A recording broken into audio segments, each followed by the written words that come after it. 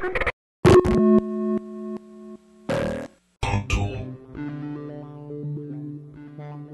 we control the vertical, peer into the infrared.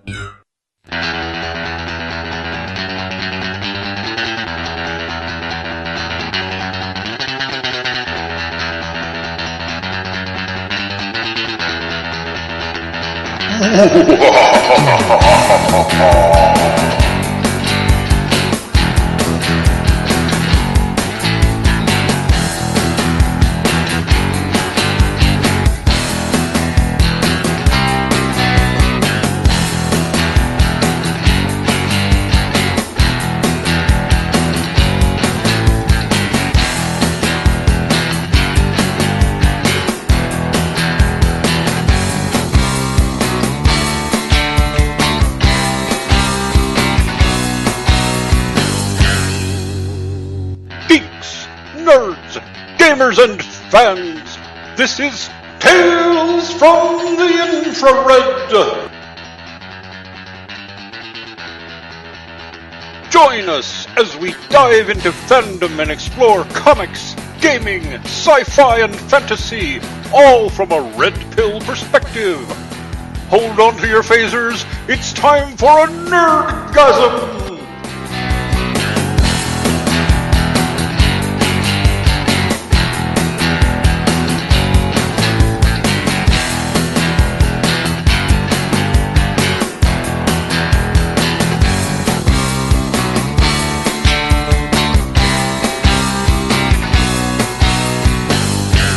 With your hosts, Dean Esme and Christian Chiasson.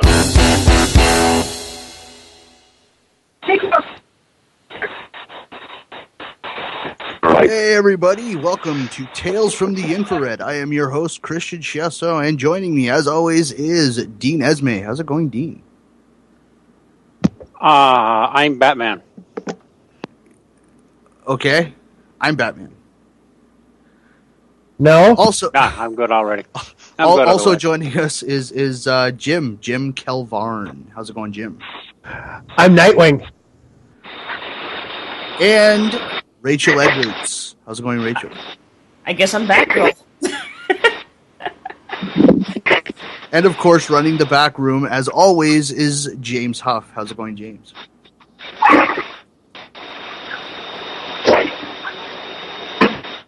And crickets. Yeah. Also joining us, we have a very, very special guest, Bruce Wayne. How's it going, Bruce? Wait, hang on. I'm being told it's not Bruce Wayne. It's Batman. And I'm being told that I should expect 2 CIA agents at my house. Okay. Or are you referring to Al Martin? Yes, I am referring to the man on the street, Al Martin, who appears to have disconnected. Hopefully we'll get him back shortly.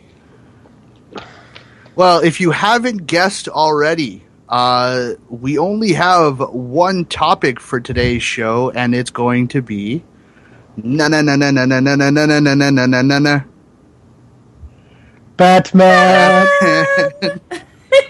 Yes, we are going to be talking about Batman. So all of you bitching about, we talk about his Doctor Who, we're not talking about Doctor Who. It's Batman. But we're talking about Doctor Who right now. You just mentioned the D word. As an example, it's context. Please understand that it's context. So yes, Batman. Who wants to start? I'll take on. Yes, please, Jim. Go ahead. Okay. What are the origins of Batman? Well, most people know, Bruce Wayne, billionaire playboy. His parents died when he was really young, and that set him on the path to become Batman. I mean, this is pretty much canon. Everybody knows this. If you've watched anything related to Batman, you know this. However, the real origins in the comic books, the his origin story was really murky. It didn't give much detail back in 1939, which, for people who didn't know, this is the 75th anniversary of Batman, thus why we are devoting an entire show to him. Batman originally was nothing more than a great detective with a few gadgets, and like detective stories in the 1930s, he carried a gun. The cape and cowl were used as a way to frighten people, specifically criminals. And as time went on, they started adding in things. The Batmobile, his partner Robin, the original Batwoman, Kathy Kane, and her niece, the original Batgirl, Betty Kane, who later became Flamebird. And as time went along, you also noticed that he got more gadgets. The Batmobile became more sophisticated. Originally, the Batmobile was actually a red sedan that was high-powered, and it changed and modified over the years. The 1950s Batmobile had a crime lab in the back. But the most recognized Batman, I would have to say, is the 1960s version with Adam West, Burt Ward, that was on TV. Whom I've actually met, by the way. I've had the pleasure of meeting Adam West at the Fan Expo a couple of years back. Very odd person. I actually got to meet Burt Ward when I was very young. A couple funny stories. A, Burt Ward was taller than Adam West, and B, Burt Ward was older than Adam West. Really? That is Yes. interesting. A vast virus database has been updated. Yeah, I was going to say, a lot of people don't even know this, but Batman did not even start in his own comic book. There was a comic book called Detective Comics, which is still published, but it's almost exclusively Batman now, at least last I looked. Detective Comics number 27, if I remember correctly. 27 or 29, something like that. And so it just tended to feature rotating detective stories, and somebody came up with the character of Batman, which Bob is Kane. it's widely credited as Bob Kane, although there is some controversy surrounding that, which will probably never be resolved.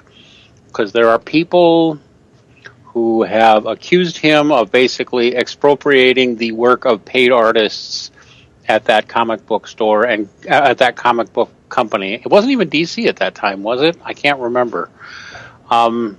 Yes. Anyway, he got the credit, but there are those who claim he took exclusive credit for something he did not really deserve exclusive credit for, but no one will ever know for sure. There was a guy named Bill Finger who nowadays is generally recognized as being a major contributor. There may have been others. Bob Kane just had a contractual arrangement where he got full credit. How much of it, we'll never entirely know. But So that's We'll okay. never know. when did the Batmobile sort of transform into the iconic police box? Well, actually, it wasn't an iconic police box. The 1950s Batmobile was actually another sedan that added on a battering ram. Like I said, the fin on the back. If you look through the Batmobiles through the years, the movie Batmobiles are more flashy and more out there. Most of Batman's stuff, most of his Batmobiles, you know it belongs to him, but it kind of fades into the background, and you kind of think, oh, well, you know, it belongs there. I don't know if I will give you the idea that Batman is most recognized because of the 1960s show. I don't know. There's some controversy over this. Also, because Batman fans at the time were extraordinarily divided over that TV show because they really liked Batman and they wanted him taken seriously, and that show never took Batman seriously. It was always a campy, stupid show, which was fun, but it tended to piss off a lot of Batman fans at the same time. Well, yes, I mean, if you look at Batman, he was the quintessential he was the quintessential Uber man. What are you going to say, Al? Holy terrible serial Batman. Holy terrible like connection, Batman. That anything in 60s for Batman sucked. Oh my gosh, Yes. In the 60s, it was pure camp. It wasn't until the late 70s, early 80s that they started bringing him back to his dark roots. Mm-hmm. And that is where we like him. Well, we like him, Well, yes. where most of us like him. I would actually argue that Batman as a character has probably undergone more transformations than any comic book character that I can think of. Although I will say this in defense of the 60s TV show, I think the 60s TV show had so far the best on-screen representation of the Riddler so far. Well, it also had the coolest Batmobile. Yes. That was way the coolest looking bitchin'. I want that fucking car. I want that car. Are you telling me you don't want that car? I want that car. The Lincoln Futura? Yes, the 60s Batman Batmobile is a badass car. It had like the little bubble things on top, though. Hell yeah! Actually, if you look at the original Lincoln Futura, they actually pulled out the midsection of that to make it open topped. The Lincoln Futura actually closed in. Okay, what Jim is talking about is if you Google something called the Lincoln Futura, that was a concept car that Ford came up with in the 1950s. They never produced this vehicle. It was a concept car that was shown off at auto shows. Okay, so this was never a production vehicle at all. It was just there to show off as an idea at an auto show, and it was sitting there rusting away, and I can't remember the designer's name, but he bought it literally, I believe, for $1 when he was, or it might have been $100, but it was something ludicrously cheap. Like, here's this old hunk of junk from something we did 10 years ago. Take it off our hands. He took it and he modified it and he turned it into the Batmobile. So that Lincoln Futura, if you look it up, that car never existed in real life except as a concept to begin with. And it, by the way, did have the bubbles on it already. I just can't stop thinking about the 90s Batmobile. That's the one I grew up with. But, maybe that's just me. I grew up with Batman. Batman the Animated Series is the one I think I remember the most. Well, if you look at it, it's that particular one is a cross between Michael Keaton's Batmobile and the 50s Batmobile as well. I like the car. I like that one, but that's just me. You can't help but what you grow up with. I mean, I know you guys probably grew up with the 70s Batmobile, so. I did, but, honestly, I like the Tumbler. Which one? Which one was that one? Batman Begins. Oh, that one? The one from Batman, the Nolan, the Christopher Nolan Batmobile. I didn't like that one as much. I wish I did. I mean, it did seem practical enough, but... Well, I like the idea that they incorporated a motorcycle into it eventually. So for the Dark Knight, 2 of the wheels sort of come out with a section that has its own engine, and it's just a motorcycle. I thought that was a cool idea. But anyways. Yeah. Well, I mean, if you look at the Batmobiles throughout history, it's always been high-tech, cutting edge. Like they in the 50s they said that the Batmobile was about 10 years ahead of its time. So it was basically concept cars, maxed out to for performance and everything. And all the Batmobile really is in the comics is Bruce Wayne would set up a guy in an auto shop, set him up in business, and all he does is send the guy engines, different things, and says, "Build me a Batmobile." Yeah. And that's all the guy does in his spare time. Well, I mean, admittedly, I wasn't really into the earlier Batman comics, and I only really watched the 60s show because they were rerun on Space. I didn't really start getting into Batman until, well, I guess realistically when Christopher Nolan did Batman Begins. But I did see the earlier movies like Tim Burton's the Tim Burton films, Batman Returns, Batman and Robin, Batman Forever. No, Batman and Robin and Batman Forever, those were Joel Schumacher. Well, I know those were Joel exist. Schumacher, but there's a big difference between Joel Schumacher Batman and Tim Burton Batman. Oh, yes. I feel like we're going all over the place here. Why don't we start with something a little more simple? What is the enduring appeal of Batman that makes him still popular 75 years later? Vigilante I know what my theory. justice. All right, that would be one theory. Wait, I didn't hear what Christian said. Could you repeat that? I said vigilante justice. Batman is essentially a vigilante, which is kind of why he appeals that's to me. Necessarily. Well, I think what appeals to me, or at least I think the appeal that drew me in, was the sort of, I guess, the mix of noir, and then there's sort of that aspect of, there's almost a bit of a supernatural aspect. It's very much a mystery.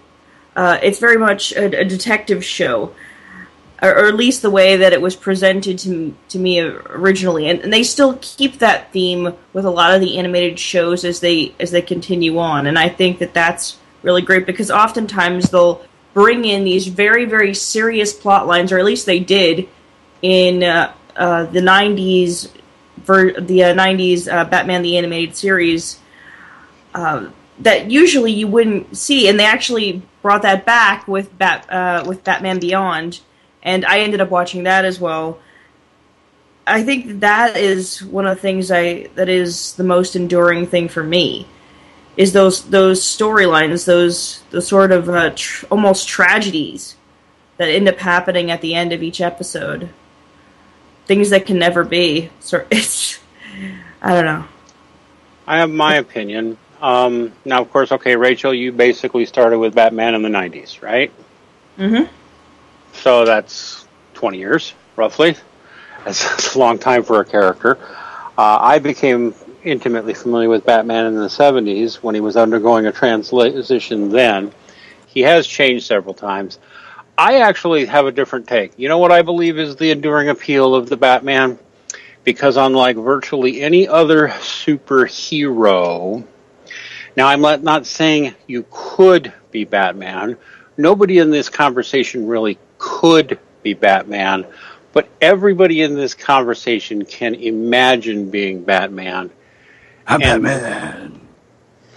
Let yourself believe that if you worked hard enough, you could get that physically fit, you could be that good as a martial artist, and you could become that clever as a detective. Just like you can imagine being, I don't know, an NFL Super Bowl winning quarterback. You can imagine that while knowing full well that's never going to happen. You can imagine it happening. You can see it. You can envision it. You can go back and say, if I had done just things just a little differently in my life, maybe I could have been that. You cannot sit there and imagine, maybe I could have been Superman. I think it's the lack of powers, I think. The lack of supernatural superpowers He doesn't have any. He doesn't have any. He's a man with a lot of money who's very clever. He spent a lot of time learning martial arts, and he can spend a whole lot of money on fancy toys and a suit that and he's got the best villain, flexible yet armor. And yes, and he's just developed his powers of observation and made a study. Just like you can imagine being James Bond more easily than you can imagine being Wonder Woman. Actually, I've got a couple of things on what you've said. One, there is an argument that Batman's superpower is his money. And okay, but you can still realistically imagine becoming rich. You can't realistically imagine becoming strong enough to lift Move a up planet? a mountain. Yeah, I'm sorry, it's not going to happen, Jim. I don't care how hard you work. You might, if you get lucky or work hard enough, become a multimillionaire. That could happen. You are never going to, put on bracelets, metal bracelets, and deflect bullets with your wrists. True. Not going to happen. But not going to happen.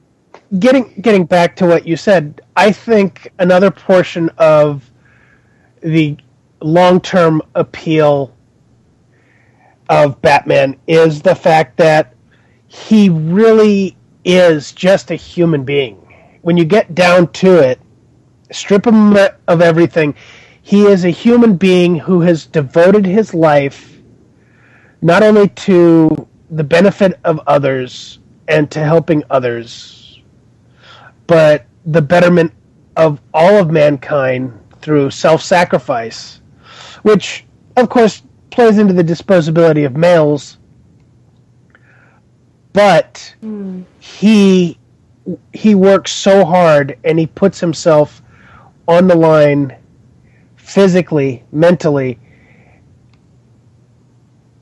And yes, he has the traumatized past, but he's learned to get past that and into something better, something greater. But how much of the material out there really puts his origin story, the fact that he lost his parents, to the forefront? Because everything that I've seen involving Batman, sure, they touch on that origin a little bit, but it's sort of like when they fast forward in time and he's adult Bruce Wayne, you have reached the voice philanthropist. It's like they almost forget that happened, and they go into I think it's the villains. He fell down a well, and he was afraid of bats, and that's why he's so dark and broody. I think it's more a case of that is the catalyst that sent him on the journey. But unlike, the victim complex that we hear feminists basically saying is the only thing possible, he's gone beyond that. It is something that happened, but it does not define him. It is what has pushed him into greatness instead of keeping him back and holding him as something that I like that too. Yes, his is a story of overcoming personal adversity and becoming something greater rather than something lesser as a result of it. I like that. Yeah. I gotta be honest. And here's the thing. I remember there was one of my favorite episodes of Batman the Animated Series was when they delved into... I'm gonna try not to go off too far on a tangent, but they delved into... They basically put Batman on trial, and all the villains were basically saying that you're the reason why we're as bad as we are, or whatever. And in reality, he is the way he is because of them, and not the other way around. But basically, the most interesting thing, the thing that draws, I think, people in, is not always Batman. I think it's the relatable villains. Because you understand that there is, it's almost like in the Batman universe, all it takes is somebody to just go off their rocker. and then they're a crazy supervillain. Well, no, I is actually pretty consistent, isn't it? I actually have something. I have a quote from Big Bang Theory. You know, Sheldon Cooper's one lab accident from becoming a supervillain, and honestly, I think that is true with some people. You know, we are sometimes just one little tragic event away from just becoming something crazy. And the converse side of it, Batman, is we're one tragic event from becoming something great.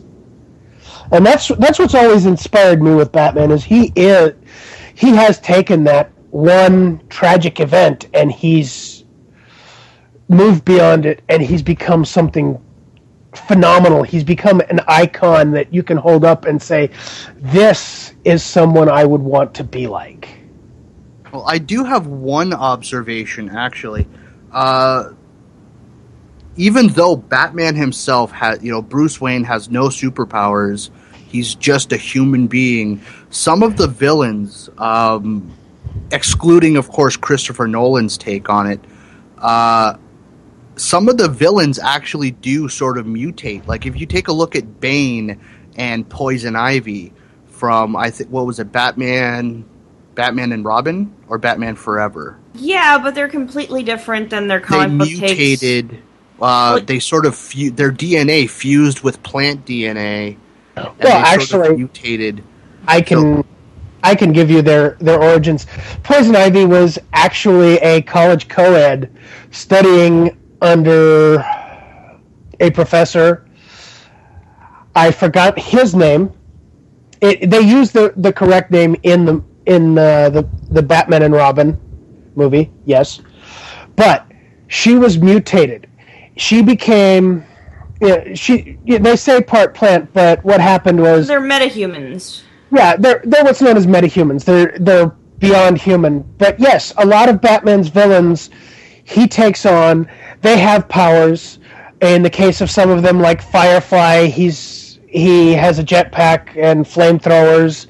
But yes, Batman as a normal human, he's taken on Darkseid.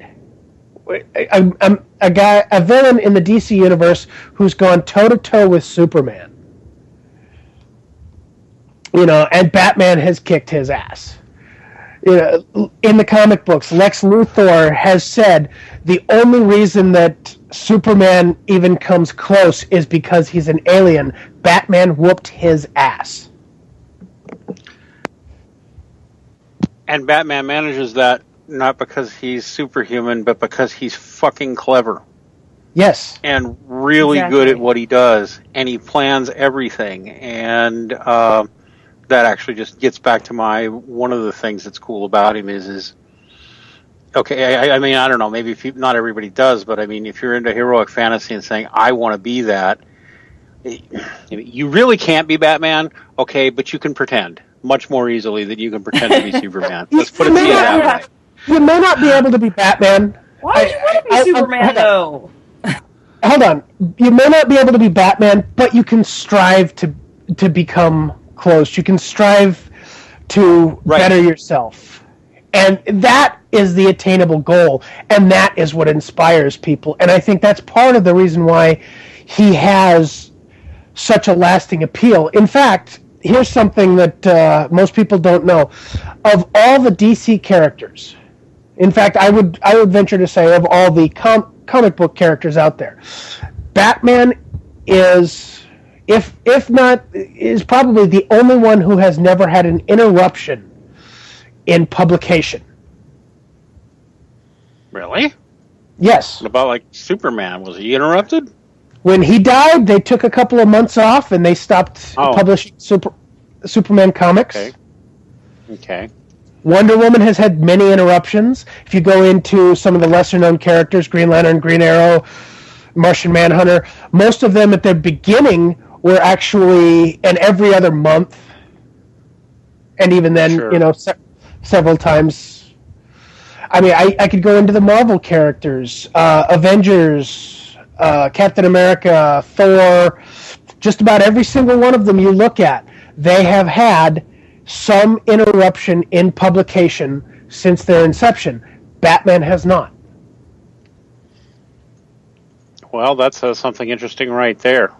I didn't know that, but I'll believe you. Rachel just said something I'm going to follow up on. Why would you want to be Superman? You know what? When I was really young, I fantasized about being Superman. But then, at some point, I figured out, A, that never, ever can happen. It's not possible. And B, Superman is fucking boring.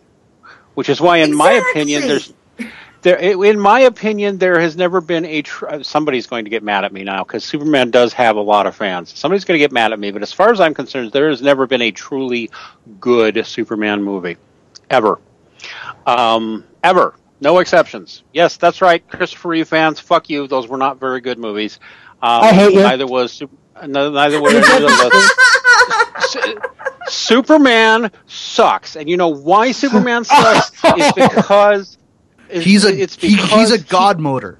He's a fucking god motor. He has one weakness, which is kryptonite, and guess what? There's not really a whole lot of kryptonite on Earth. He's a fucking god motor. That's right. I remember reading Superman one day as a kid. I don't remember what age I was, but it was probably even as much as 10 or 11, and I'm like, this situation is totally contrived because he could have fixed it by doing X, Y, or Z with his super breath or his super speed or his super whatever. So he's either a dumbass and didn't figure out that this could have been over in 5 minutes, or the creators are just dicking with me. Either way, Superman sucks. And I just stopped reading him. Because he can do anything. He can do anything. They've actually scaled him. They've scaled him back since then to try and make him more relatable, yes. But the problem with it is that, yes, there was a point where Superman could do anything. There were no limits to him. And if none of those things work, throw it into the sun. Yes. Well, I mean, like, he could turn back time simply by revolving around the Earth so fast it reverses. That's comic book physics. That's comic book physics. Obviously, it's comic book physics because, I mean, Neil deGrasse Tyson actually said if the Earth stops spinning, everybody's dead. So if the Earth changed its rotation reversed, everybody would be dead. Yes. In a fraction of a second, actually. Yes. At the equator, the Earth is spinning at 1,000 miles an hour. You try going 1,000 miles an hour and then just stopping. Yeah, it won't go well everybody's for you. thrown off the planet. Yeah, but I think that kind of brings back the debate between who's better, Superman or Batman. Batman. You know, Batman no contest. Hands down. Yeah, Batman no contest. Yes, but the reason why I think a lot of people fall on the Batman side, and I know this is why I fall on the Batman side, is because he really is just a human being, and he figures it out as he goes along. He somehow triumphs. No matter what happens, he finds a way. To me, it's that he's a more interesting character. You know, he's got some issues, despite the fact that he's constantly going through all this self-sacrifice, and he's a great guy, he's doing all this stuff. His personal life suffers, everything else suffers. You see that it's taking its toll. And what does Superman really suffer when you think about it? I mean, there are some things, I guess. But he always comes out okay. And that's never promised with Batman. There is one thing. Clark Kent can't have sex with Lois Lane because ejaculating inside her would literally be God! A shotgun up there, pulling the trigger. Okay, I've heard that one before. He could never I've also heard several of the editors sit there and say, no, it's possible they can have a sex life. He just, he's got so much control over his muscles and his body that he is able to do that without doing a shotgun blast. Okay. I'll agree with you. I don't think that's possible, but, again, comic book physics. Oh, God. Yeah, comic book physics. Hey, I'll tell you what, though. It could also be that him being a Man of Steel, that may be the only point where he's not a Man of Steel. He's a man of pasta. All right, I will make a defense of Superman now, even though I am definitely of the Superman annoys me because he's too fucking powerful. Although, by the way, I like the way He's too fucking perfect. He's always just so clean cut and happy. And that was actually some of my favorite parts of the cartoons that were made in the 90s and early 2000s that featured both Superman and Batman. Did you notice how often Batman would just be making fun of Superman and Superman would just be annoyed with him because of it? That always made me laugh. Why are you harshing my mellow? Why? No, it was stuff like, Superman punches through a door and Batman's like, you could have just opened that. It wasn't locked. Like Killjoy. You have reached the voicemail. I've also seen him. I've seen Superman punch through a wall. Batman walks over, opens the door. Yeah, doesn't say anything. Exactly. And then just looks at him like, you dick. But I will say this in defense of Superman: if you look at Superman's origin, which goes back, I believe it's the same era. I think Superman is a little older, but like by a year, if that. About that. Okay. Well, they're both the same age, plus or minus a year or so. As far as the comic books go, I've actually got something. Superman actually came out like 4 or 5 years after Batman. Okay, I'll believe you. But okay, they're roughly the same age. Give or take a few years, they're roughly the same age. Superman, catch this. Superman is a Jewish immigrant's fantasy story. Mm-hmm. Anybody want to hear me expound on that one? No, I can see it. Please, No, but I could see it. I could see it. I knew about that, actually. And I'm not going to give you any I'm not going to give you anything anti-Semitic here. But I do want to hear analysis. No, I want to hear. I do want to hear your analysis. I'm just saying I could see it, and I could see where you're coming from. But I guess for the listeners, there was sure. Let me go into why Superman started as anyway a Jewish immigrant boy's fantasy. The Jewish people have a centuries-long tradition of scholarship and reading and valuing learning, which is why there is the stereotypical of the Jewish intellectual. And there were a lot of Jewish immigrants in places like New York, which is what Metropolis is really based on, in the early 20th century, a whole ton of them.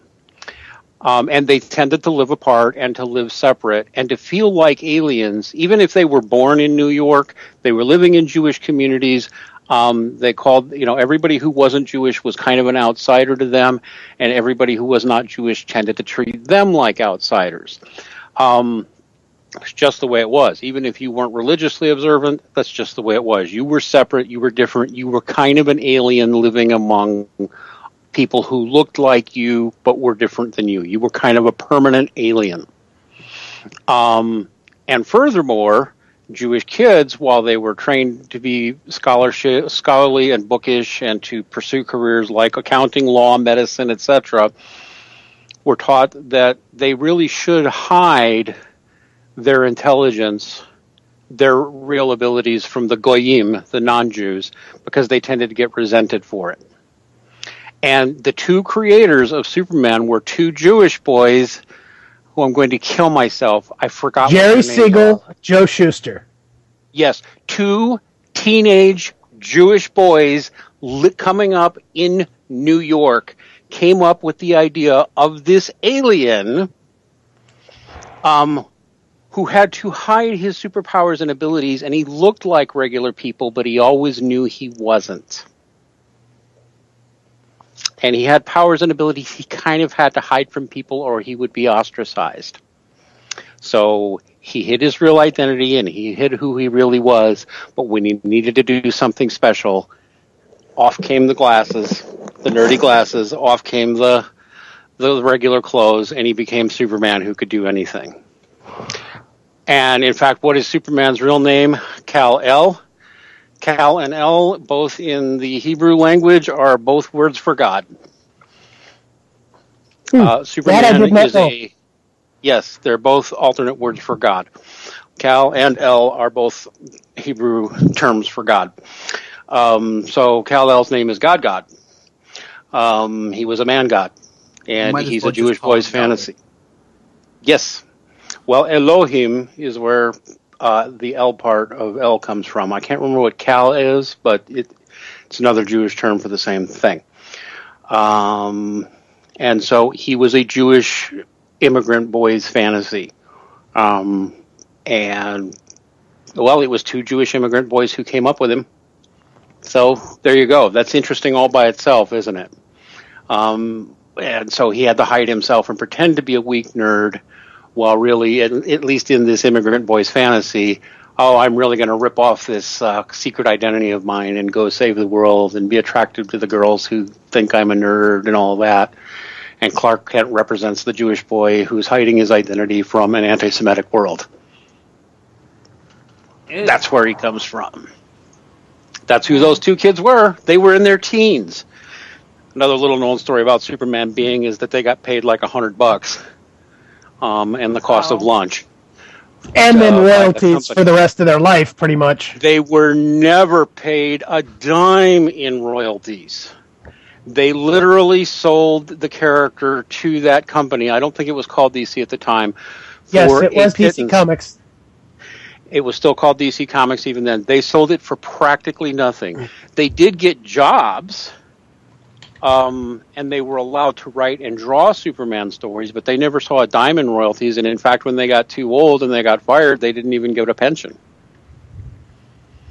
And, you know, when those movies were coming out in the 70s and DC was making millions of dollars, they didn't see a penny of it. They didn't see a penny of royalties from the TV shows. They didn't see a penny of royalties from the comics. They were actually quite penniless before they died. Although, a little-known fact is I think it was Neil Adams, one of the famous comic artists of the 1970s, made a stink out of it at Comic-Con in the 70s and early 80s. He kept doing it. He kept pointing out to DC, Joel and Joe are poor and penniless, and you people at DC Comics are still making millions off of their creation. You should, by God, find a way to give them something. And DC eventually relented and started paying them a pension until they died. But they never saw any royalties, and they spent most of their lives poor. That's messed up. That is the way it was. It's the way it was. They're both dead now, but yeah.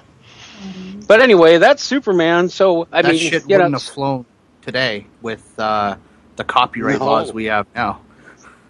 Well, you can still sign away the copyrights to damn near anything you want for near anything you want. But these days, most creators are smart enough to say, I ain't doing that. But it is still on you. I can create a character. I'll license my intellectual property to you, but I get royalties, and I get a cut.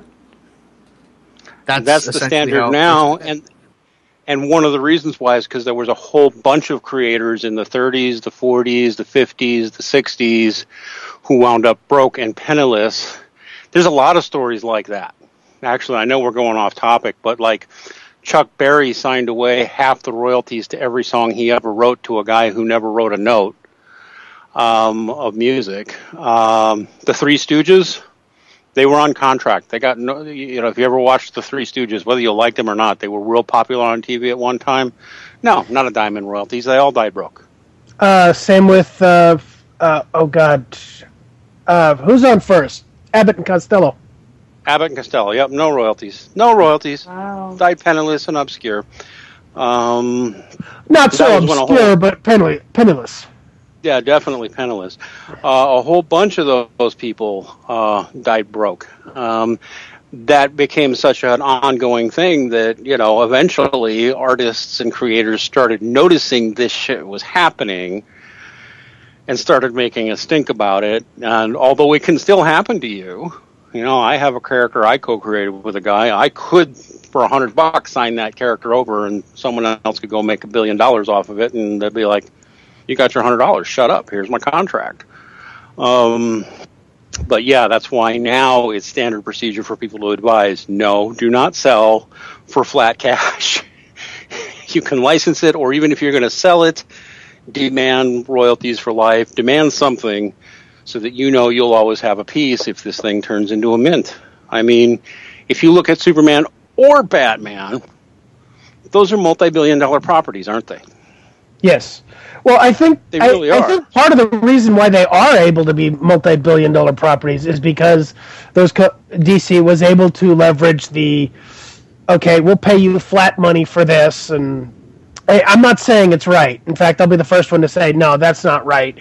If you make a mint off of something, you can toss even if you got it for $100, you can toss something the way of the creator and say, you know what, thank you for what you did. No, in fact, there was a period there in the 70s and 80s when nobody was even mentioning Joel Shuster and Jerry Siegel and Joe Shuster. And Jerry Siegel. Nobody was even mentioning them. Part of the reason they now mention them in every Superman comic is because they recognize that they should, not because they legally have to. They have no legal obligation to acknowledge those guys at all. None. It's not in any contract. There's no law that says they have to. They got shamed into doing it, and now everybody just agrees that they should. Well, I think and that's why there's controversy. I was going to say, I think that goes back to having a good moral compass. I've said it many times. Most of my favorite characters are the ones with the really strong moral compass. And you sit there and you see some of the best characters have that strong moral compass. And Batman, even though originally he did use a gun, eventually they got him away from that. Now it's more of a pathological aversion to it. That doesn't mean he doesn't know how to use it. He's actually, there was once a shot against Deathstroke that they even said that the only maybe 6 people in the world could have made the shot to stop Deathstroke from killing a senator. Batman picked up a sniper rifle, made the shot. He doesn't like using guns. He won't use guns. But that's because of his strong moral aversion. He knows he's capable of doing it. That doesn't mean he can't. Yeah. Yeah, so now we're back on Batman. Yay. Yeah.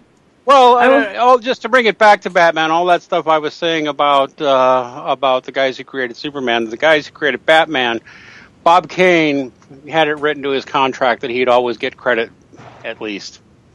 He also became what was it? An advisor on the first couple of Batmans with Michael Keaton. Once Joel Schumacher took over, that was out the door. But the Batman, the 1984 Batman and Batman Returns, he was actually a consultant on that. Yeah. And I'll be honest with you, if they can do that and help out the creators that way, that works as well. I mean, you've got a great property. Yeah, you know what? Toss something their way. I mean, they're making you billions of dollars. Why can't you? Of course. But, okay, am I the only one here who just thinks there were no really good Batman movies until the Christopher Nolan Batman movies? Because I didn't like any of them much. I mean, I didn't think... It depends upon what you're talking about. I mean, if you go back to the old serials of the 1930s, 1940s, and include those, no, I will say those were actually pretty good. Not great, you know but they were good, and they were in keeping with Batman at the time. They weren't campy, for the most part, but they did have a good Batman flair. In modern times, however, I will say this, and I've said this numerous times, and I will defend this position, and I will explain it if you guys want it. until Christian Bale, the best Batman by himself was Michael Keaton. The best, I did like that. Hold on. I agree. The best Bruce Wayne, and I'll probably get shit for this, was George Clooney. The one who did the best job. Hold on. The one who did the best job of putting the two together, and he still did a horrible job, was Val Kilmer. But we're talking degrees of crap here. You know, Michael Keaton was an absolutely horrible Batman, or Bruce Wayne. Decent Batman. George Clooney, good Bruce Wayne, fucking horrible Batman. I'm talking, of all of them, he was the worst Batman. Did a good job as Bruce Wayne. The only one who ever put the two characters together well was Christian Bale. Because he was able to show the extreme diverseness between Batman and Bruce Wayne. He showed that they were almost on set to not do the voice. They were almost. I actually if you read into the comic books, he actually does change his voice, and it gets more gravelly when he's Batman, and it's there to help frighten the criminals. I'll tell you what. I'm going to actually say that Jim is right. I thought Michael Keaton was good as Batman. I thought the movies with Michael Keaton all had serious flaws, and they're mostly Tim Burton's fault. Tim Burton, the director. I think those movies had serious flaws, and they got worse as they went. But I think Michael Keaton was a perfectly good Batman as Batman. The movies with him all had problems that got progressively... Just like I thought...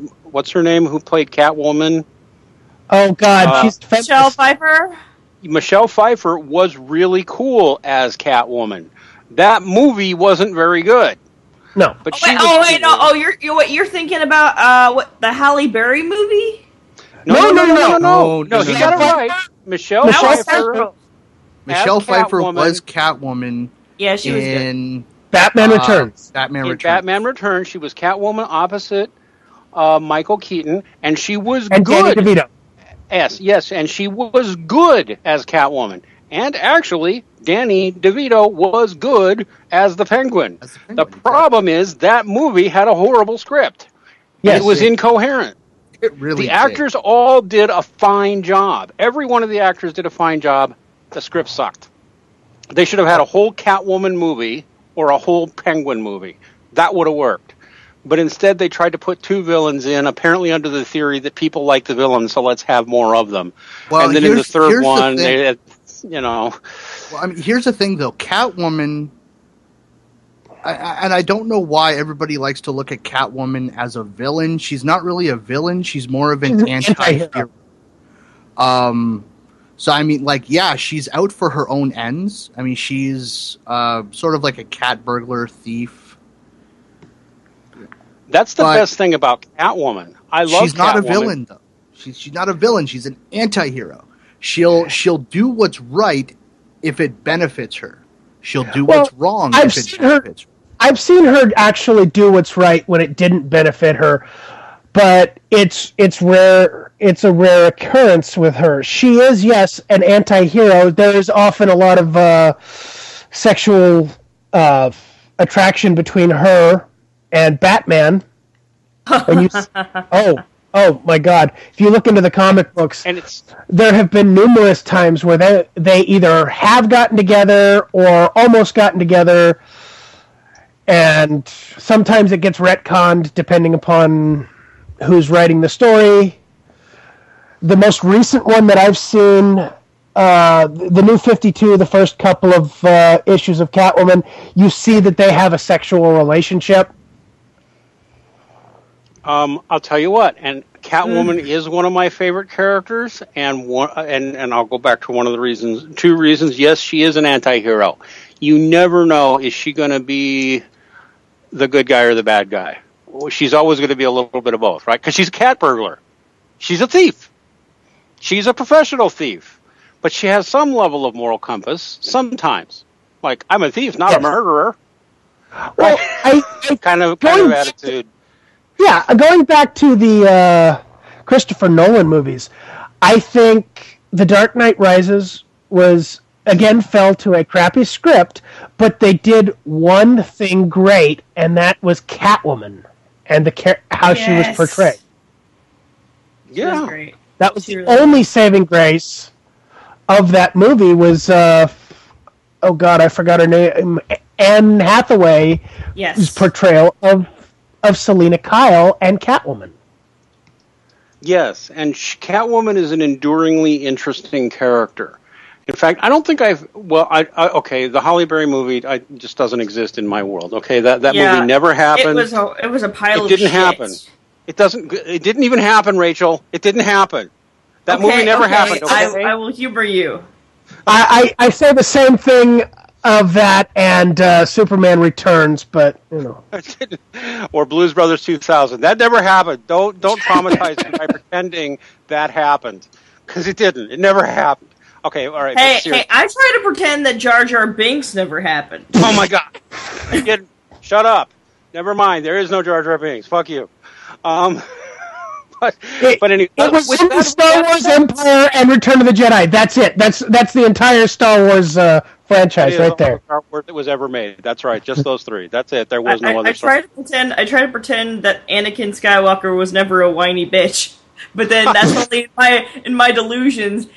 that whole storyline never happened. Yeah, I mean, if George Lucas was trying to write an origin story, trying to convince us that Darth Vader was once Hayden Christensen or Christian Haydenson. I could never Hayden Christensen. Hayden Christensen. Okay.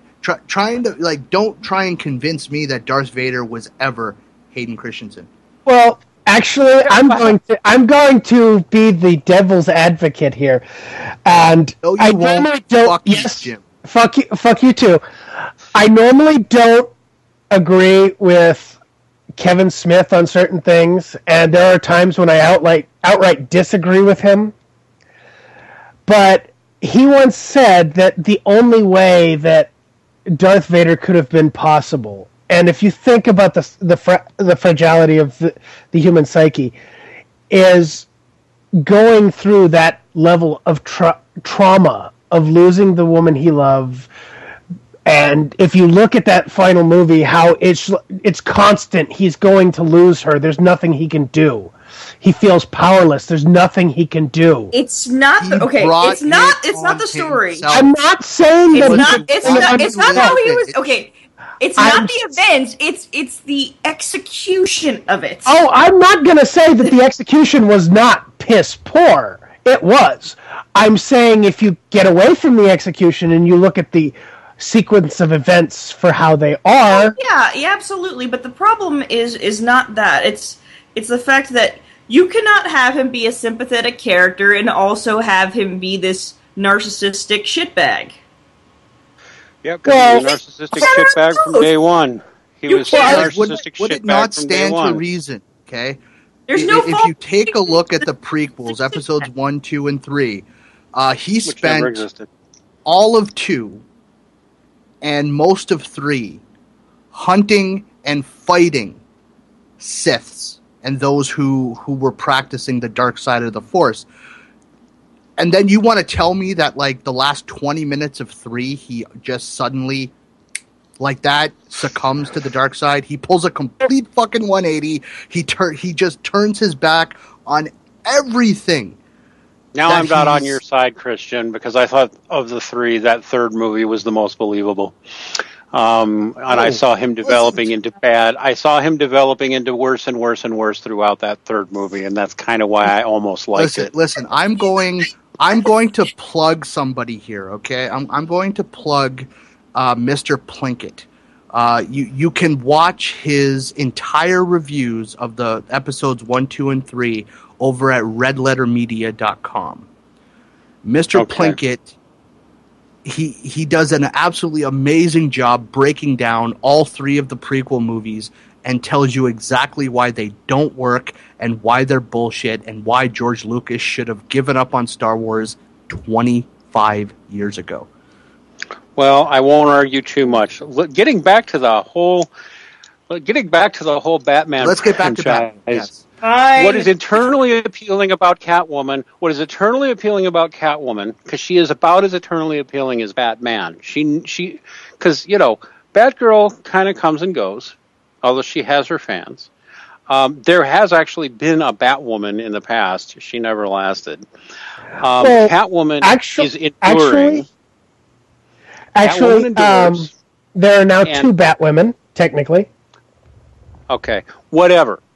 That character comes and goes in the DC universe. There was a Batwoman in the 1950s, and nobody even remembers her. I mean, that character just comes and goes. Yeah, that character just comes and goes. Catwoman endures, and there's a reason for it. With the exception of the one movie that we're going to pretend never existed, which had Halle Berry in it. Every time you see Catwoman on the screen, even in a lousy film or a lousy TV show, she's interesting. She is. And if it's a good movie, she's interesting. And if it's a bad movie, with the one exception, she's interesting. And why? I think part of it is she, again, is somebody, let's say you're a chick, you can imagine being Catwoman. You can imagine being that bad girl. Everything she does is something a real woman could imagine doing. And she doesn't have to break the laws of physics or do any of that shit.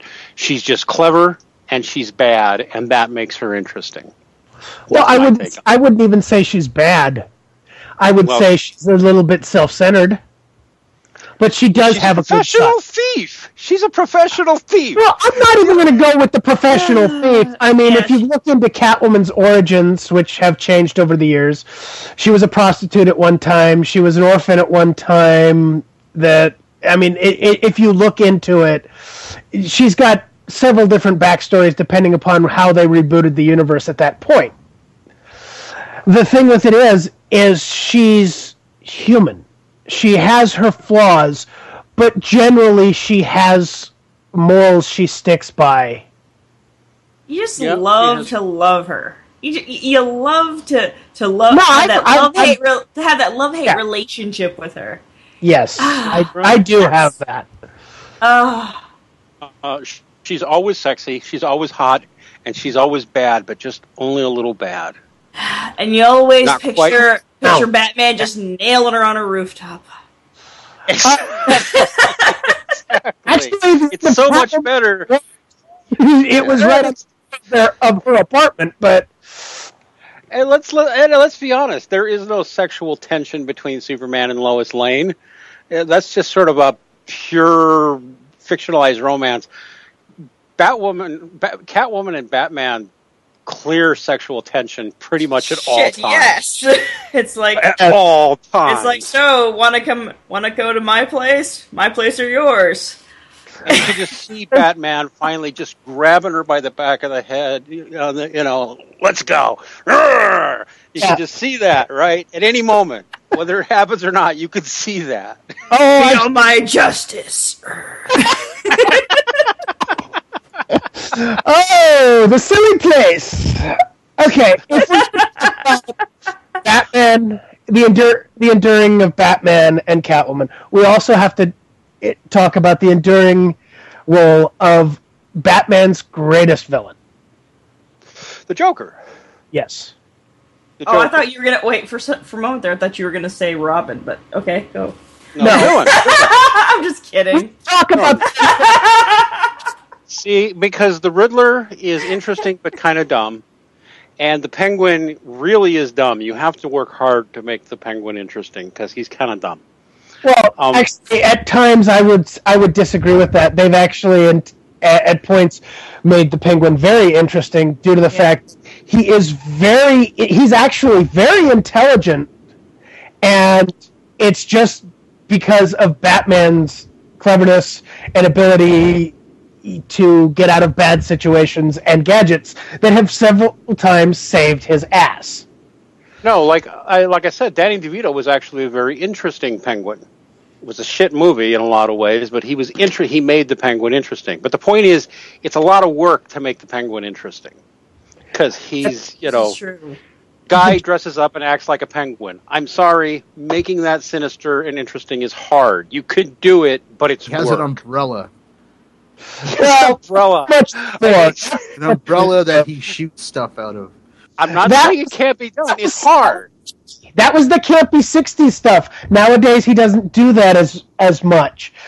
But getting back to what I was saying as far as the Joker, Batman's greatest villain, why would you say he is the most interesting of all of Batman's villains? Because he is the... Well, go ahead, Dean. Okay. He's the complete opposite. He's the complete opposite of Batman. He goes through a horrible scarring experience, and he wants revenge on the entire world. He doesn't want to save the world. He wants revenge on the entire world. And that's from the origin of the Joker in the first place. Yeah, he's the only villain in the Batman universe that wants nothing but destruction. He's not doing it for money. He's not doing it for fame. You know, as Michael Caine says in the movie, some men just want to watch the world burn. And the Joker is the man who just wants to watch the world burn. Well, it doesn't matter. And it doesn't matter who's portraying him or who's writing him. The character is just that. The villain that just wants to see the world burn. Well, I think the great tension between Batman and the Joker, if Batman represents order and the greatness of humanity, the Joker represents the antithesis of it. Like Rachel pointed out, that he is the exact opposite. Yes. Batman is sometimes predictable. You know, if there's a civilian in danger, Batman will save them first, go after the bad guy second. The Joker will, in front of a cop, shoot somebody, drop the gun, and say, "I surrender." Yeah. The Joker has done that. And I think that is part of his appeal as a villain, is the fact that you cannot guess what the Joker is ever going to do. No, he's unpredictable. I mean, in The Dark Knight, out of everyone here, did anybody watching that scene where he does that pencil magic trick predict that he was going to shove the pencil through that guy's eye socket? No. Nope.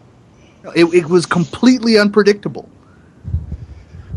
The Joker, in fact, anybody who's ever played him, it's always been kind of interesting. Even fucking in that campy 60s TV show, George Romero, he was interesting. The Joker's always interesting, and that's part of it, because the entire world is a joke to him, including human life itself. He is the dark side of humanity in many ways. He is pure chaos. And by the way, once again, completely human, no superpowers at all. This is true. Yep. Oh, we can't talk about the Joker without mentioning Harley Quinn. Oh, you know what? That's the funniest thing about that. Harley Quinn never existed in the comic books until they brought her over from the animated series. Exactly. That's right. She was such a great character. Creation. She was such a great character. Because she starts out as a therapist, a psychiatrist, and then she sort of empathizes with the Joker and stuff, and then sort of falls in love with him, and then completely goes nuts. Loses. If you look at that, I mean, how is that not different from some women? I mean, you know, it's a crazy codependent relationship. Yes, that's right. Abusive relationship.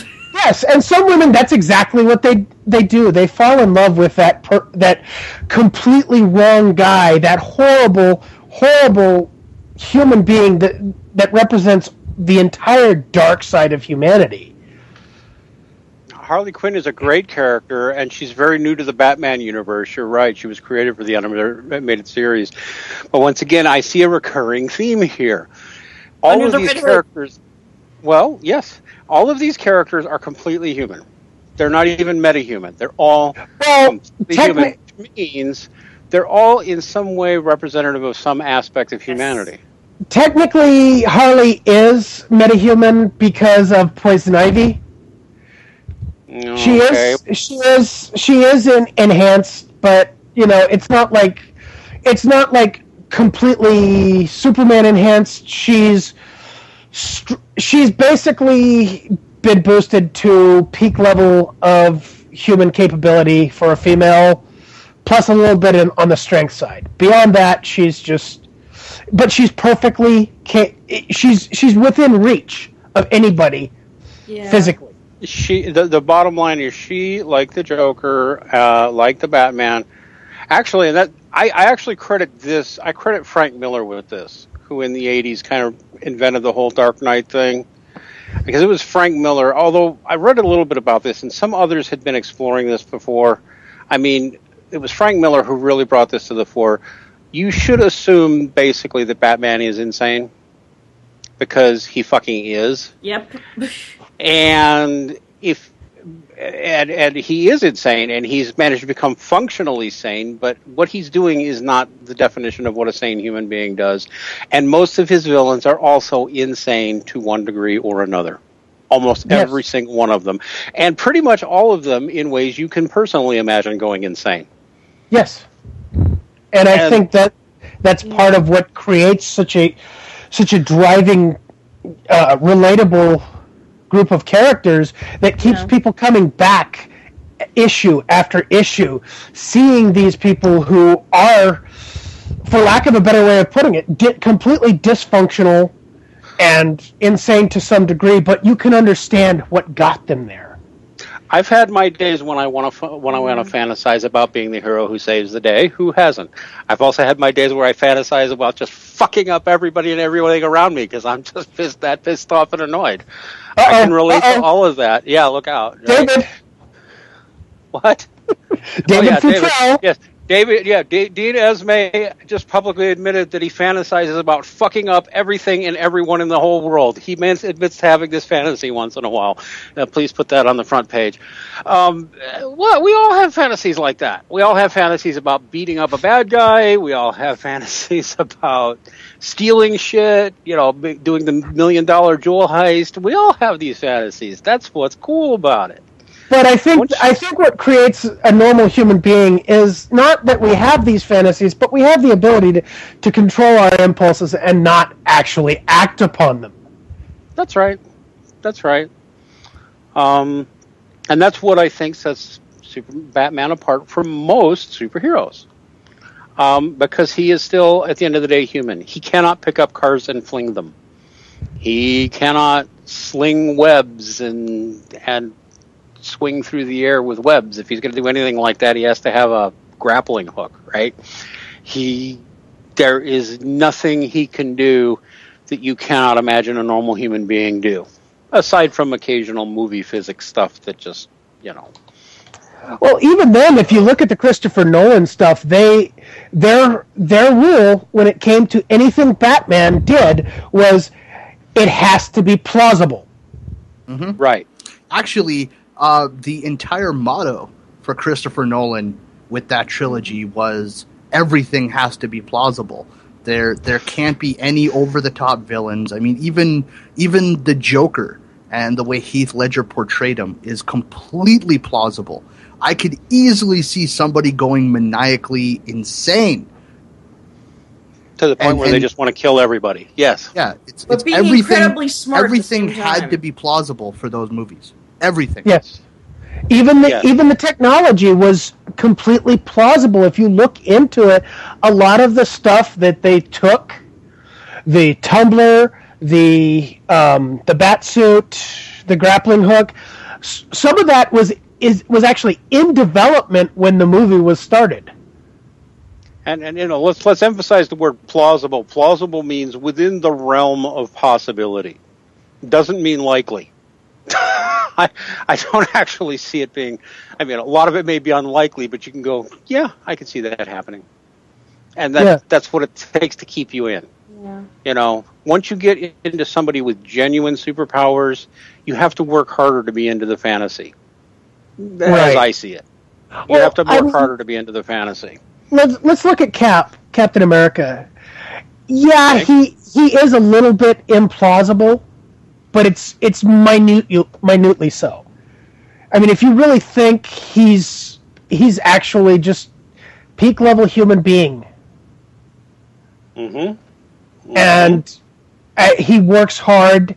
I mean, if all you did was train for 8 hours a day in fighting tactics and all those things, who's to say you cannot reach that? And Batman, if you had the billions of dollars and you spent the time traveling the world and visiting the masters of the different martial arts, the masters of detective work, the master escape artists, everything that Batman has done, it is plausible. I mean, if you really look, I think it was Batman Year One. They actually touched on a lot of his journey. He went and he started this journey at 12 years old. He's 32 when he gets done and starts trying to come up with the concept of Batman, the character of Batman. And I'm not talking about the animated movie, I'm talking about the actual comic book Batman Year One, which was mid to late 90s. For 20 years, all he did was train. I mean, if you put that much... they say it takes 10,000 hours to master a skill. Imagine 20 years of that's all you do. Mastering skills. Who's to say Batman isn't possible? On some level. Well, you'd have to be incredibly obsessed. I mean, just be all that you think about. And when I think about this, and this is just my opinion, this is Batman's therapy. The training, everything makes him feel like it makes him feel like he is moving towards a goal, and that is the most important thing when you are depressed. And let's be honest, Batman's fucking depressed. Yes. And that's another thing is, if you look, I mean, we've already covered that Batman is functionally insane. Yeah, I'd say he's got issues, but I would say that probably the biggest standout thing is that he is depressed. This is his therapy. Feeling like your actions are moving towards a goal keeps you from committing suicide because you feel like what you're doing is worthwhile. That you still have a reason to be there. I'm going to borrow from Tom Golden. Big shout out to menaregood.com. He actually said, for men, healing happens when we do. When we have a goal and we strive for that goal. And yes, that what you said kind of tracks with that. And if you think about it, that is what Batman did, is he took that, he took the masculine way of healing and he just, granted, he took it to an obsessive level, and that's what you would have to do to become Batman, but he did heal through work, through activity, and doing what he thought necessary. And he still continues on. Since he's healed himself, he's gone on and trying to help the world doing that. I need to interject here. Go ahead, James. Batman never healed. Bruce Wayne never healed. He exacerbated to the nth degree the trauma that he incurred during childhood, to such an extent that he divided himself into two equally dysfunctional personalities. The fact that he's a hero, yeah. The fact he's a vigilante, yeah. The fact that he actually does something good for society, yeah, we can argue all these things to be true. But inside himself, the man is a fucking loon. Well, there are times where I will have to... loon. Well, there are times where I will have to agree with James, but they actually have, in some of the comics lately, started getting into the psychological aspect of him. And yes, he mentions his parents' death, but he's much more functional than I'd argue most people nowadays. But that is the thing, is while he has his flaws, and yes, he is a completely obsessed human being, probably to an extent that most human beings should never ever go. He does have some shred of humanity and some. Well, he hasn't gone off and started on a destructive path of destroying everybody around him. Now, has he? So well, he's healed at some level, right? So yeah, but at the same time, you could argue that he's on an extremely self-destructive path. But he's managed to avoid it, Maybe so I don't know. These are his coping skills. That's right. These are his coping skills. I do appreciate the shout out to Tom Golden, because there's truth to what you're saying there. I've talked to Tom, although he will tell you, this only describes about 80% of men, not 100% of men, and also it does describe some women, less women than men, but there are women like this. Yes, they heal trauma through action, through honoring the loss and building toward a better future. That's how a lot of men, a majority of men in Tom's opinion, heal from some kind of trauma, psychic or otherwise. They honor the loss and try to build for a better future. And that's Batman's whole fucking story, isn't it? That's the way I look at it. I mean, James seems to have a different opinion, but... Yeah, that Batman is still nuts, but he's functionally nuts. I mean, he isn't screwing his life up. Here's the thing, and I've heard this said several times, and I will defend this point to the death. When his parents died in that alleyway, Bruce Wayne died with them. Bruce Wayne became the mask for people to see, and Batman is who he became. Sure. Wow. Yeah. I'll buy that. I would agree with that as well, because I don't buy the whole dissociative identity disorder kind of thing.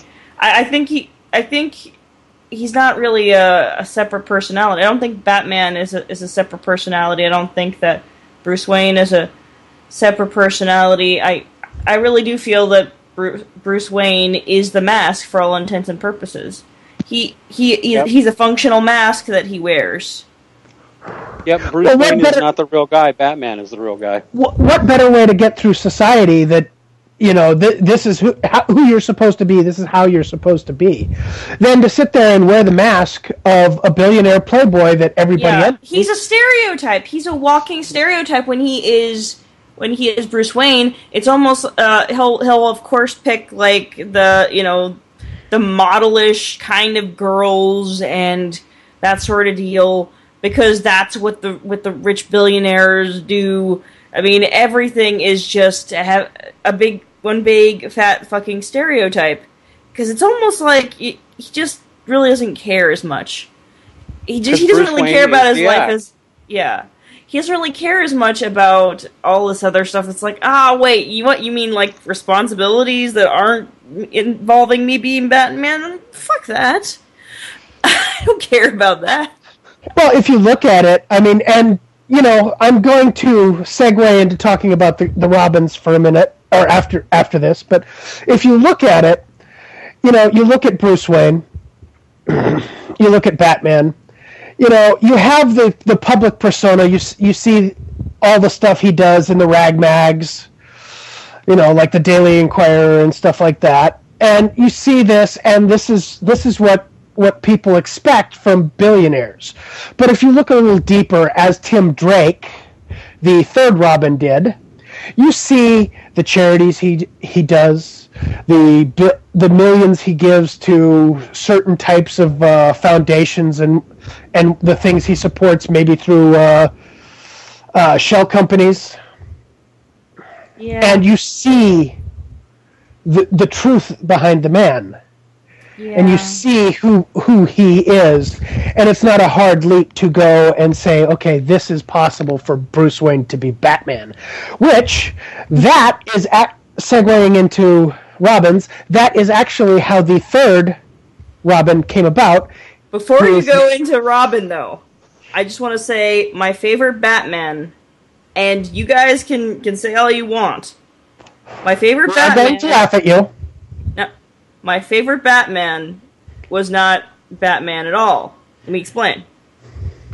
It was Bruce Wayne from Batman Beyond. So now, okay, Batman for all intents and purposes, Batman is forced to be Bruce Wayne again, and he's a grumpy old man who just doesn't take any of Terry's shit. It's like, Terry, what the fuck are you doing? You're talking about the Batman Beyond in the future. You're fucking it up, Jerry. You're talking about the Batman of the future, yes, right? Yes. The futuristic Batman from 50 years from now. And Bruce Wayne is retired. Yeah, and he's the boss. Well, if you think about it, that totally tracks with Batman's character. He's trying to control the situation at all points. What's more uncontrollable than a teenager? Exactly. Yeah. It's the best thing ever. I'm not going to call you wrong. Batman Beyond is an interesting series. In case anybody doesn't know, it was a cartoon, and it was supposed to be set in the future where Bruce Wayne is an old man now, and there's this kid wearing a bat suit acting as Batman, and Bruce Wayne is trying to guide him. An old, I think he's even in a wheelchair, but I can't remember. But Bruce Wayne is trying to guide him, and he's only gets so far. Yeah, he can only get so far because the kid's always doing shit that pisses him off, and that was a neat series. That was a really neat series. One of my favorite things about Batman Beyond, when they started really diving into Terry, and they brought about some of the newer, some of his old nemesises from back in the Bruce Wayne days, when they brought back the Joker, and Terry sits there and he's fighting the Joker, and he's like, you know what? I get it. I understand you.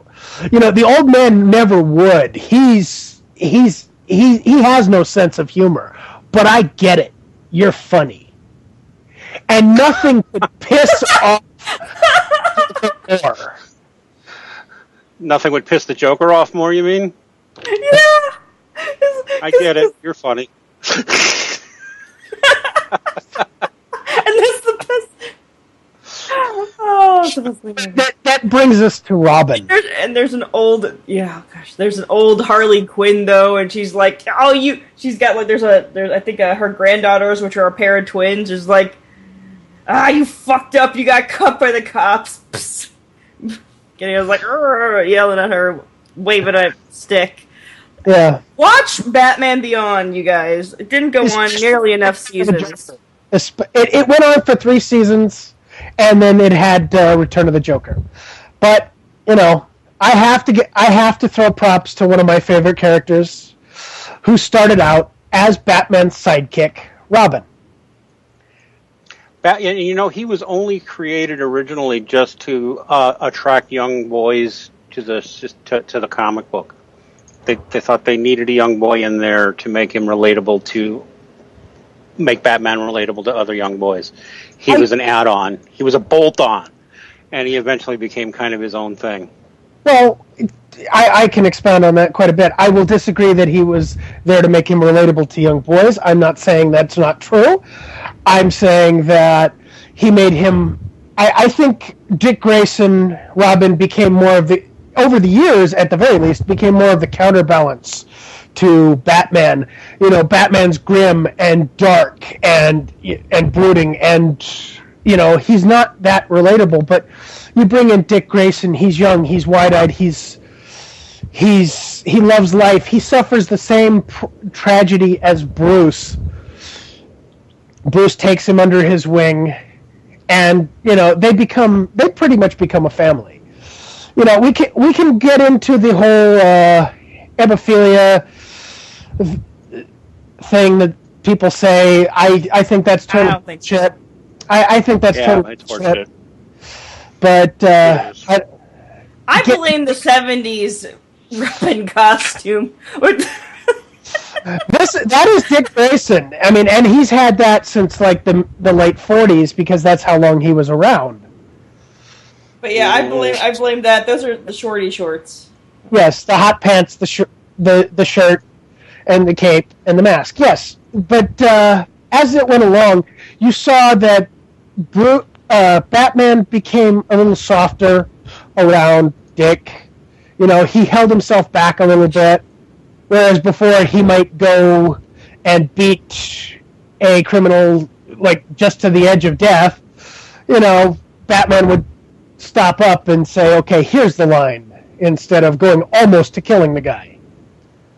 Yeah. Let me clarify something I was saying. Is that Robin was created kind of as a bolt-on. Like DC execs decided he needed a teenage sidekick, so they made one up. But that doesn't mean nothing interesting was ever done with the character after that. But he just kind of, they had to retcon it, is all I'm saying, to make Robin interesting. Originally, he wasn't that interesting, and he just was there to be the teenage boy sidekick. Over the years, writers developed him into something. Well, that's the thing, is you get with... Gee whiz, mister! Exactly. No, really, exactly. That's what he was made for. But if you get into the comic books, you notice, like, after the 60s, into the 70s, you start seeing Dick pulling away from Batman, becoming his own person, starting to lead the Teen Titans, forming the Teen Titans, and eventually taking on his own persona, which technically was actually the persona of Batman when he visited Kandor with Superman, which is Nightwing.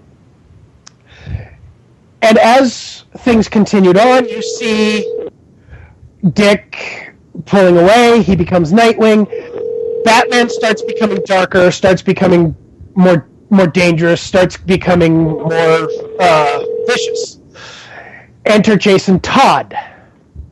Jason Todd was the second Robin, and he later became the Red Hood, more of an antithesis. He thinks he's doing the right thing, yet he takes on more dangerous, more deadly. He actually kills.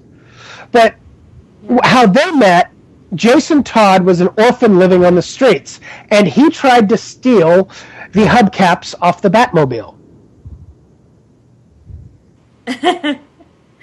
Yeah, actually, watch that movie Under the Red Hood, the animated film, if you get the chance. It's probably one of the better animated Batman films that I've seen thus far. It's really good. I will agree with that. I just don't like certain voice actors in that. Oh yeah. The Joker voice actor was kind of. Well, actually, I was thinking more along the lines of I didn't care for the Neil Patrick Harris being Nightwing. You know, that's my personal personal bias.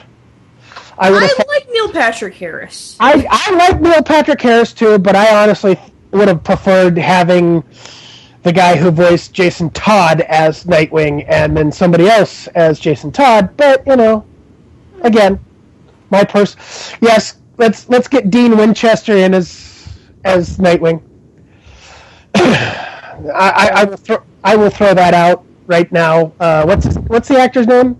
Not Padalecki, the other one. Oh, jeez. Good question. Dean should know this one. There's actually a very specific voice actor that did the voice of Robin, and I keep every now and then I hear him doing other voice acting work for games and things like that. I can't remember his name at all. Oh, I'd have to look. It was the Dick Grayson from Batman the Animated Series, I would believe. I recognize that voice anywhere. Oh no! It wasn't Batman the Animated Series. It was Teen Titans. Sorry. I'm usually good with voice actors and knowing and recognizing their voices, but to be honest, they've had so many different actors on those animated series, I can't keep track. I mean, hell, Mark Hamill, Luke Skywalker, was the Joker for a while on those animated shows. Yeah. But To me, he is the only guy that can play the Joker when it's an animated film. To me, yeah. Well, in the video games as well, the Arkham Asylum, Arkham City, that Kevin Conroy and Mark Hamill were the voices of Batman and Joker. Kevin Conroy, oh gosh, I love him. He is the quintessential Batman voice. Exactly. Like, to me, he's more Batman than than Christian Bale or Michael Keaton or any of those guys. If I had to, I'm with you. I'm with you. The guy. Yeah, I'm with you. Actually, the Batman in the Batman animated series, period, is my favorite Batman. If we're going to talk about what's on the screen, the Batman in the animated series is made from, I don't know, what was it, the late 90s till I think the last one was 2010. Maybe they're still making them. They're doing a real good job with those cartoons. I don't think one of them has been bad. There's the Batman and Batman Brave and the Bold. I can't stand either of those because I wouldn't say that I'm okay with that. The portrayal of Batman in Justice League was pretty good, though. Well, that was Kevin Conroy. Exactly. Kevin Conroy did Justice League Unlimited, Batman the Animated Series. I think it was the New Adventures of Batman and Robin. He also did Arkham City. Batman Rise of Sin Tzu, Batman Arkham Asylum. And he's coming back for the last of the Batman Arkham trilogy. He does really well. Let's just say he's really good at it. Kevin Conroy is a great Batman, at least his voice. I mean, if you look at him, okay, he doesn't look like Batman, but that's okay. He's a voice actor, and he does a great job. He really does. Okay. I'm just going to call him as the best Batman. He's the best Batman. I don't care what he looks like because they can draw him however they need to. He sounds I want awesome. to reinstall Arkham City on my computer and play it again. Okay, getting back to the Robins. Jason Todd, he trained as Robin for a few years. He started following in the footsteps of Dick Grayson. He ended up getting killed by the Joker in Death in the Family back in the 1980s, which was the first time they actually wrote two different copies of the comic book. They only published one. They asked the fans, what do you want to see? And the fans said, kill Jason Todd. I know, shit, man. That was groundbreaking. I mean, if you look at some of the groundbreaking events in comic book history, Death in the Family has got to be near the top of the list. Because the Joker kills Robin. Shit. A kid. Well, he was a teenager at the time, but, I mean, it was just how he did it. He got him cornered and just took a crowbar and just bashed his head in. And then you see, I mean, in the next few panels, the building blows up. You see Batman search for Jason. You see Batman confirm Jason is dead. You see how hard it hits him. And Superman actually comes out there and tries to calm him down, and Batman takes a swing at him. Shit. Yeah. I mean, if that doesn't say, the loss of another human, if that doesn't show some humanity in a human being, I don't know what would. Yeah. And now in the movie, spoiler, he takes him to, I think it was the pool of Ra's al Ghul. No, that wasn't actually Batman that did that. That was Talia al Ghul who did that. Okay, Talia. Comic books. Okay. Unfortunately, he comes back. I couldn't remember how he got there, but I know that's how he comes back. He comes back, and he almost, I wouldn't say he becomes the antithesis of Bruce Wayne, but he starts using guns. He uses the things that Batman taught him, and he becomes effective, but he is still a criminal. Then there's also Tim Drake, which that gets convoluted. I'm not going to go into that, but Tim Drake actually figured out who Batman was through his own detective work, and then said, "Train me, you need a Robin." That's pretty badass. He's, gotta be honest. I mean, imagine the balls you have. You're like, dude, just like train me and shit, man. You need a Robin. Yeah, especially not too long after losing Jason Todd, he's like, I want this job, and Batman is even harder training Tim Drake than on any other Robin before him. In fact, there was a point where where Bruce was saying, "No frickin' way." He's like, "No way you survived that." No, he's like, "No way, I'm not going to do it." And Tim just keeps pushing and keeps going for what he wants. And finally, Bruce says, "Okay, I'll give you a shot." And Tim proves himself. He becomes Robin back in the 90s. And he did a great job. He had the job for quite some time until the introduction of Bruce's son, which is Damian Wayne, which actually was that's kind of fucked up. Talia al Ghul, Ra's al Ghul's daughter, has always had a love affair with Bruce. She went so far as to steal his DNA, merge it together with her own, creating a child, and through something kind of like cloning techniques, but not artificial womb type thing, they create Damian. Damian is trained by the League of Assassins for the first 8-9 years of his life, and then suddenly dumped on Bruce.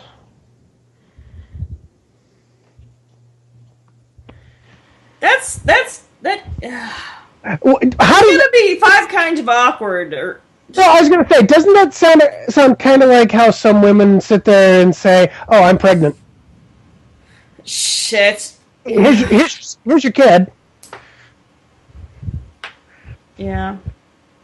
But at least she was nice enough to sit there and say, "Okay, he's all your responsibility now." Wow. It's like, oh, yeah, by the way, I know you're kind of a bit of a nutcase. Here's a child. But again, I mean, if you look at how Batman reacts to having a child, he holds himself to a higher standard, which I honestly think is reminiscent very much of men, that when we have a child, we hold ourselves to that higher standard and hold ourselves as more of an ideal of what we should strive for. And you can see that with, every Robin. Batman always becomes better. He becomes a better person. He may not be the best. He may not be able to show his emotions very well, granted, but he does his best. Yeah, everything got quiet here. Like, I think we still have our... Yeah, it did. Everybody. Yeah. Wait, we forgot about Batgirl. Oh, Jesus. Which one would you like me to discuss? I mean, Barbara you have Gordon. There can be only one. No, there can't. Barbara Gordon is my favorite. Betty Kane was the original Batgirl. She later became Flamebird. That's a totally different story. I don't even want to get into her. But yes, she was a very minor character who nobody really cared about. Yeah. She was brought in just as the original Batwoman, Kathy Kane, was brought in as love interests for Batman and Robin. Later on, when those things failed, they brought in Barbara Gordon, who became the love interest of Dick Grayson, and they've had an on-again, off-again relationship for decades. Though I will have to say, I found out from a source that, you know, what I thought was Batgirl being in a lesbian relationship, they were confusing her with Batwoman, the new Batwoman. Yeah, Batwoman is a lipstick lesbian now. Well, actually, she's Kate Kane, daughter of a U.S. Marine Corps drill sergeant. She's had a relationship with Detective Montoya, who's another character who was brought in from the animated series. They've had a relationship. Montoya became the Question, another favorite character of mine. But Barbara Gordon, originally Commissioner James Gordon's niece. Daughter. Oh, niece. No, niece. Okay. It was his niece. She went there to live with him. They actually retconned that to where she's his daughter. She wasn't actually his daughter originally. Again, something that I'm upset with the New 52. They retconned a lot of good stuff with good characters. Barbara Gordon starts off becoming Batgirl by going to a party dressed as Batgirl. She ends up taking down, I think, it was one of the minor characters in the Batman universe. I can't remember the guy off the top of my head right now. She decided, you know, I have some training in martial arts. I have some training in gymnastics. I liked how this felt. I'm going to continue on. She eventually runs into Batman and Robin. There's, of course, sparks flying between her and Dick. And she continues trying. And, of course, Bruce starts off with his usual, no, it's too dangerous, no, no, no. And eventually, he accepts her, trains her as much as he can. However, hey, I never said Bruce didn't have some fucked up ideals on fatherhood, but... Well, Bruce pretty easy to fucking convince. You're just gonna be like, can I please? No, you basically show an aptitude for it and say, I don't want anything else. You have to show the same level of obsession, pretty much. Yeah, I know, I'm just being silly. Yeah, I know. You're trying to take it to the silly place. Well, why the fuck not? We're talking about Batman. If any character there was that you could make silly, Batman is it, and the reason is because he's so comically serious. And comedy becomes so easy when you have someone who is just that consistently serious. Why so serious? Yeah, okay. I actually used to creep out an ex-girlfriend of mine when I would do that after that movie. But yeah. Getting back to Barbara Gordon, and Dean has actually gotten up. Dean and I have gotten into this on one of the shows way back. Barbara seemed like a minor character as Batgirl. She was decent. She wasn't anything like super, anything like really interesting, until the Joker one day walked up. I believe, if I remember correctly, it's called the Killing Joke. If I remember correctly, the intent was to kill Commissioner Gordon, but Barbara answered the door. Joker shot her. It punctured her spine, and she was stuck in a wheelchair. She became Oracle, basically taking over helping all of the superheroes, the Justice League, and being the brains behind the operation for just about everybody. You know, again, you look at Batman and what happens. He felt bad for this happening to her. He sets her up as Oracle, and she does a great job. She ended up leading a group called the Birds of Prey. Yeah, that was a Huntress and who else? Oh, Huntress and Black Canary, and a few other minor characters as well. Yeah. But for the most part, the two main ones were Helena Bertinelli, who originally was actually in before the Crisis on Infinite Earths, was Helena Wayne, daughter of Bruce Wayne and Selina Kyle. Yep. Wait, we've only got so much time left, I guess. Yeah, I get rolling on my Batman. It was right. It was right to just give it, to just say that this was a single topic today. Yeah, it was. By the way, we have about 4 minutes left until the end So of what the have we show. learned today? Batman's batshit crazy. No pun intended. And also that crazy vigilante sex with a crazy cat burglar is the best sex. Sounds like a lot of fun. Sounds like a whole lot of fun. But I wonder about the logistics of removing that much leather. But The zipper's in the back. zippers in the back. Okay. No, if you look at the comic books, issue 1 of the new Catwoman, hers is in the front. So it's, you just roll it down a little bit. She's got boobage to distract people. Yeah. That's nice. Just thinking about it. Well, that's a topic for an entirely different show. Well, no, that's a topic she and I will be discussing after the show with each other. Okay, have fun. Justice. I'll give it all to you. All of my justice. Well, I have to say, I've been pretty silent for this entire show. I'm sorry. I could not make that joke. But no. Well, honestly, I think now would be a good time to wrap it up. All right. Any final words? Anita Sarkeesian's a cunt? And she's still a cunt because she's doxing people? But that's another story for another day. Yeah. Oh, that sounds like next week's show topic. Yay! Put it on the board. Yeah. Okay. I do have something.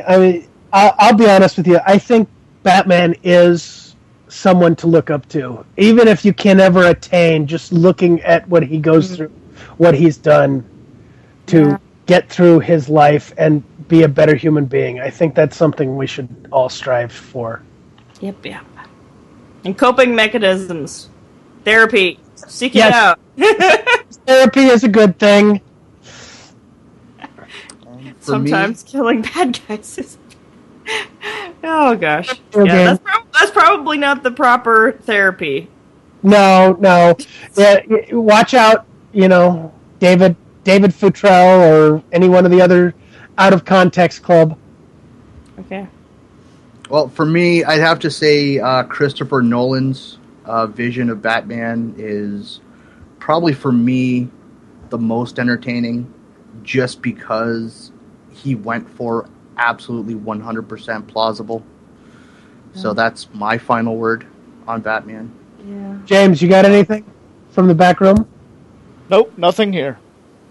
All right. Well, on that note, remember, take the red pill, and thank you for taking time out of your Saturday to listen to us shoot the shit, and thank everybody here on the panel for being here, and see you next time.